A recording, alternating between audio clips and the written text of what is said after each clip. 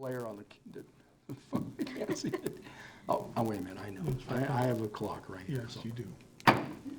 Okay, I'm going to open this meeting of the Beaumont Planning Commission on Tuesday, April 23rd, 2019 at 1800 hours. I'm going to... Would you like me to do roll call? Yes, please. Commissioner Stevens? Yes. Commissioner Here. Barr? Yes. Commissioner Smith? Here. Vice Chairman St. Martin is absent. Chairman Tinker? Yes, twice. There's two of us. Okay, we're going to rise for the Pledge of Allegiance. Ready? Begin. I pledge allegiance to the flag of the United States of America and to the republic for which it stands, one nation, under God, indivisible, with liberty and justice for all. Please be seated. Do we have any adjustments to the agenda? No adjustments, correct? Okay, then do we have any approvals that we need to consider? No.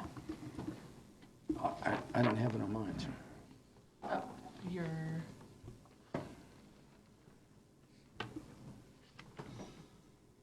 I'm not showing it.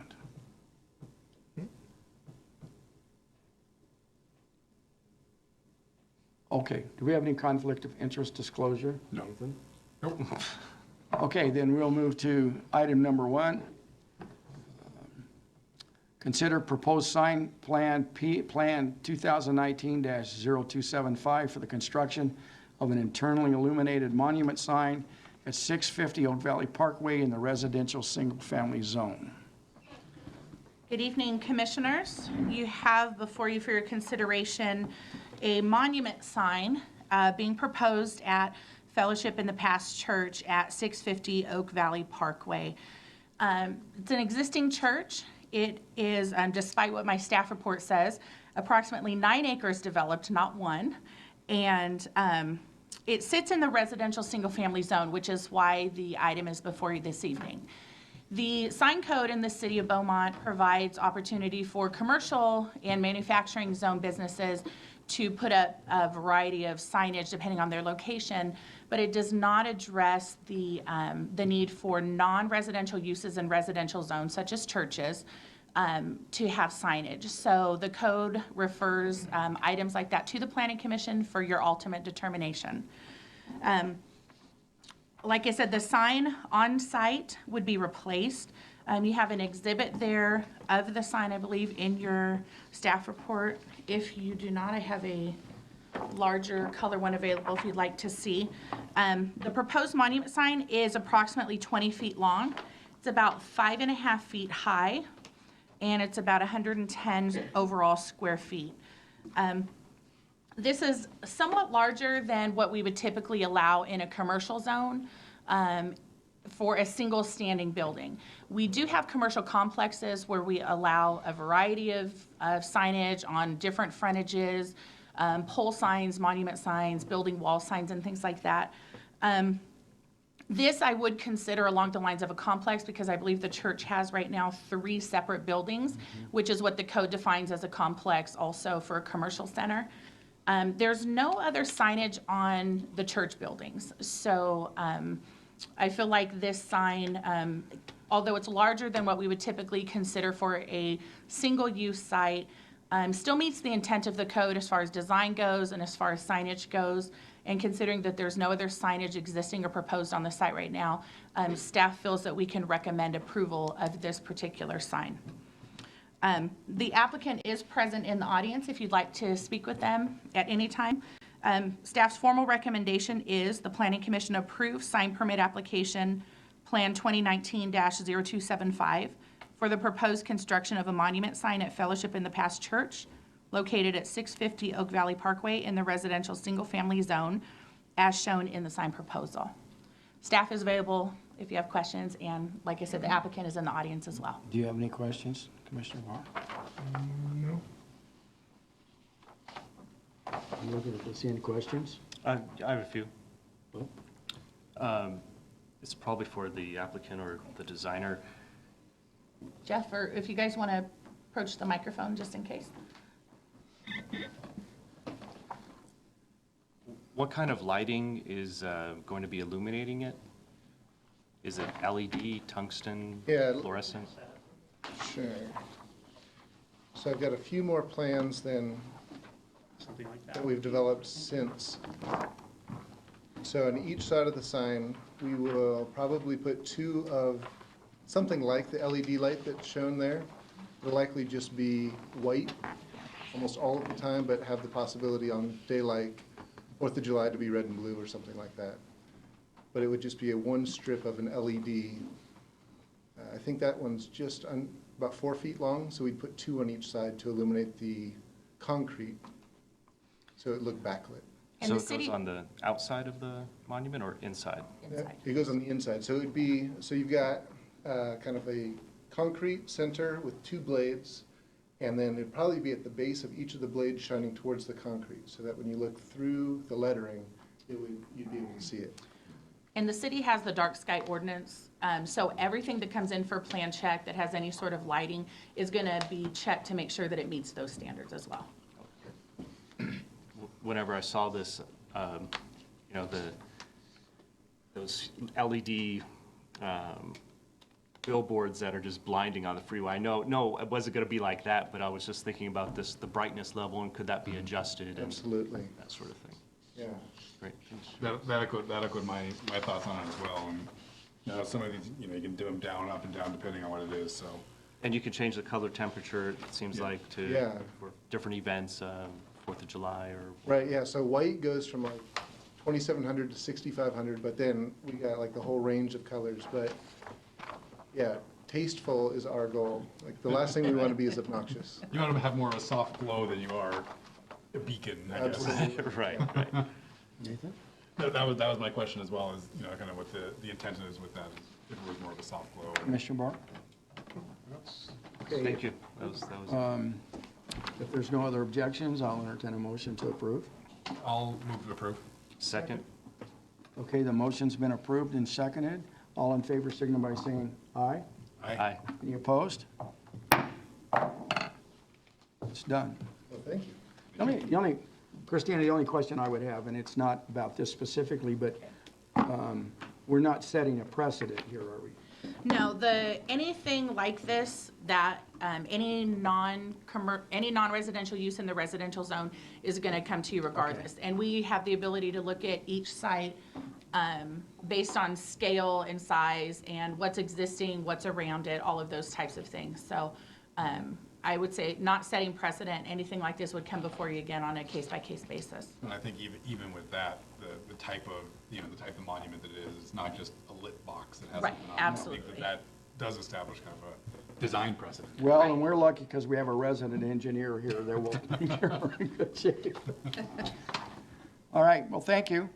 Now, we'll move on to item number 2, tentative parcel map number 37,660, TPM 2019-004. Consideration of a request to subdivide approximately 14.61 acres into 7 lots ranging in size from 0.97 acres to 4.23 acres for finance and conveyance purposes, located on the east and west sides of Commercial Way between 2nd and 1st Streets, in the San Gorgonio Village specific plan. Thank you, Chairman. The item before you tonight, you guys are probably fairly familiar with. The San Gorgonio Village is an existing approved shopping center down between 1st and 2nd on both sides of Commerce Way, between the Kohl's and the Sonic. So all the vacant property there. We have a variety of businesses that are currently in plan check to occupy there. However, for purposes of some of the businesses, the applicant has requested to subdivide into a finance and conveyance map. So the intent is to be able to sell some of the parcels to businesses that would rather own their land as opposed to just entertain a lease. So nothing is changing with this project. All the entitlements existing remain intact. There are no, this would be in addition to that. We have some conditions that refer back to all of the existing conditions, the specific plan, the plot plan, the mitigated negative declaration, all of the parcel map, the subdivisions proposed here will go through Public Works to be finalized, as would any other proposed parcel map. But that's really the gist of it. So we're not doing any new changes to the specific plan or anything like that. We're just subdividing into 7 parcels so that they can have the ability to work with their proposed tenants as they need to. The applicant is available in the audience here if you have questions. I believe the engineer is here as well. So with that, staff is recommending that the commission hold a public hearing and recommend to the city council approval of tentative parcel map 37660 for a 2-year period based on the findings stipulated herein and subject to the attached conditions of approval. I do have a large map here if you would like to look at it. I knew Commissioner Smith would, so I brought my whole file down here. I did not have one that I could scan in and attach. Oh, Cool. yeah, it would help if I got the magical page. But yes, it will need a public hearing. Right. So, Yeah, you got to know that Nathan's going to have to look at I that. was fully anticipating this, so. Yeah. So this, you can explain to your colleagues what you see on there. Do you want one down there, Commissioner Barr? No, You sure? we'll take our resident engineer's support here. I mean, the whole thing's pretty standard, you know, once It we is, open the yeah. public hearing, it's, a couple things to check on there, but. These are the separate Yeah, proposed. Yeah, it's actually, a lot of times, the fast food restaurant or a bank or something, or drugstore, like to own their parcels versus have it under master lease. Right. It's just, the landlocked parcel, they saw that in the conditions that CCNRs are gonna be required. And that Right. would provide for reciprocal access rights across. Exactly. So all of the parcels, even though we're subdividing them out and some may be sold, they're all still tied together. So they all still will have the reciprocal parking, all of the improvements that are required, all of the landscaping, all of that kind of thing is still linked together, and everybody's mutually responsible for the center as they occupy. Right. There's nothing that seems out of the ordinary with any part of it, so, We're okay then? yeah. Okay, then I'm going to open the public hearing. Thanks, Mike. I'm going to open the public hearing at This is simple. 18:14 hours to discuss 37660. I don't have any requests to No. speak, but if you have Anybody else questions. want to speak? Do we have any questions for the, The applicant is present. I'm happy to answer any questions, or the applicant if needs be. I think my question was for staff on the 2-year, what does that mean and what? So the Subdivision Map Act, which is, I believe, Chapter 16 of our code, has time requirements for initial approval. And so our initial approval of any parcel or tract map is going to be for 2 years. We have the option to extend it for 1 additional year. And there are a bunch of other provisions that were passed by the state legislature back in 2008-9 timeline that allows for an additional, I think, 7 years to extend it. But if I'm not mistaken, I believe the applicant's intent is to go ahead and final this so that they can get their tenants. why don't we have the applicant come up, please? Thank you. Chairman, Commissioner, staff, good evening. Good evening. So the question was, what is the 2 years, Yeah, that was the initially 2 years directing staff to. what's required by code, or the initial approval time that's allowed by code. If they want to extend for another year, they put in a written request, it goes to the city council. The city council has to grant the additional extension. Same thing with every subsequent extension after that. So you might be able to speak to your timeline a little better than I can. Sure, we're under construction right now, and we have tenants who want to buy their parcels in the coming months. So we plan to record the parcel map as soon as we can. Okay, so that's all it is. If they need another year, they just have to come Right. back. And Yeah, a lot of, you remember the big crash that was 2008, 2009? We have a lot of maps that have been extended for, 10 years or so. Because of that timeline, it was something to help people not have to go back through the process again. But standard, what the code allows for just within the city's municipal code is 36 months. So you get the initial 24 plus a 1 year, and then after that, we defer then to what the state allows. Sounds good. If I may ask, once they record the deeds on these properties, then this is kind of a done deal. Is that correct? Yes, sir. Yeah. Okay. That, well, I think that was our, you know, we don't want to keep coming back to this thing. And I understand that there's folks that want to own their property, they don't want to lease it, so. If there's plans and plan check and occupancy's Yeah. coming up, it's not gonna hit a 2-year point before. No. this is We have several of the shell buildings that our permits are getting ready to be issued on if they haven't been issued already. I'm checking signs against the code, so it's very active down there right now. Yeah, the tentative map, the final map will record before there's an occupancy on it, so. Yeah, that'll happen probably within the year. Yeah. I remember one of the things we talked about early on, I don't see it on here, was over at parcel 7, that there was a possibility to have some interconnect with the shopping center that's to the east.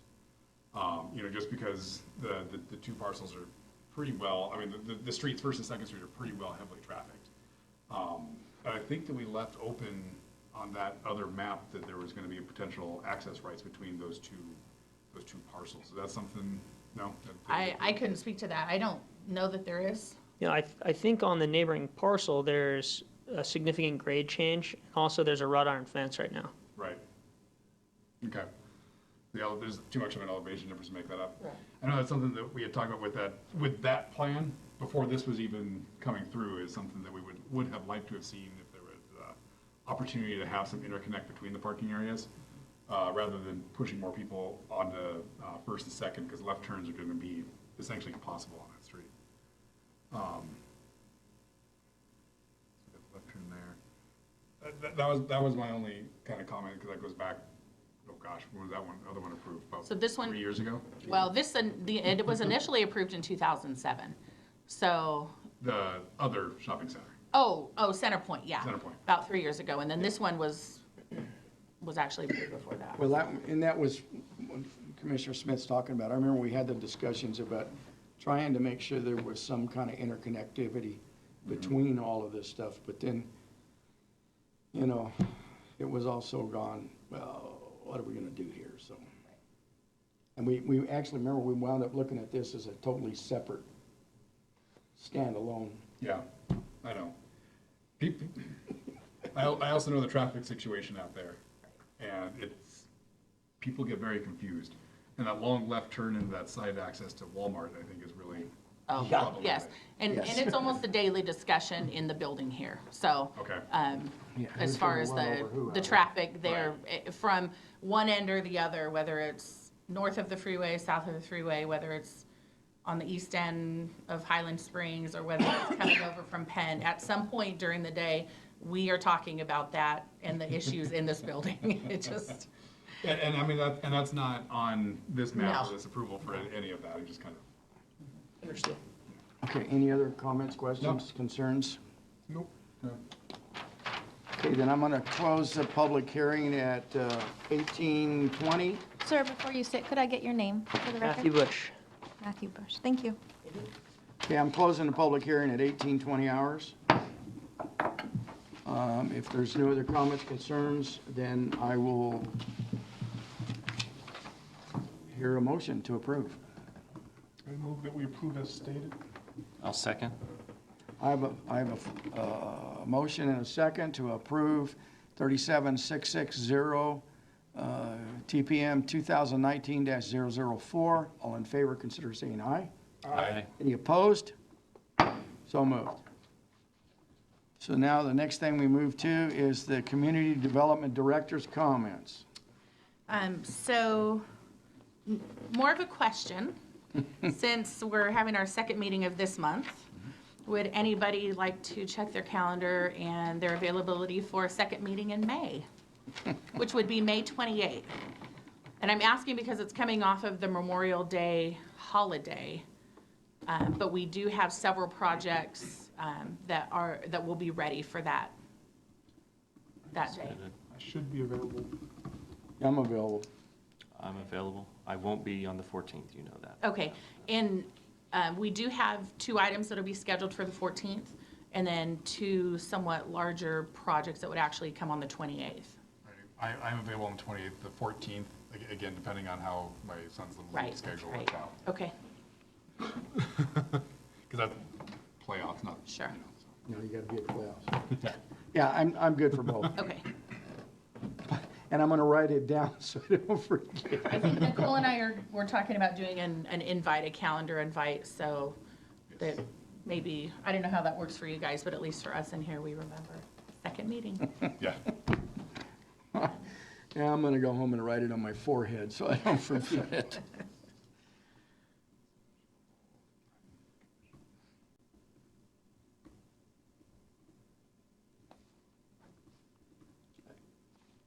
Is anybody going to the Wolverine thing tomorrow? Wasn't planning on it. I'm going. I think there's quite a few people from city that will be attending as well. Yeah, I'm gonna go at the 11 o'clock one.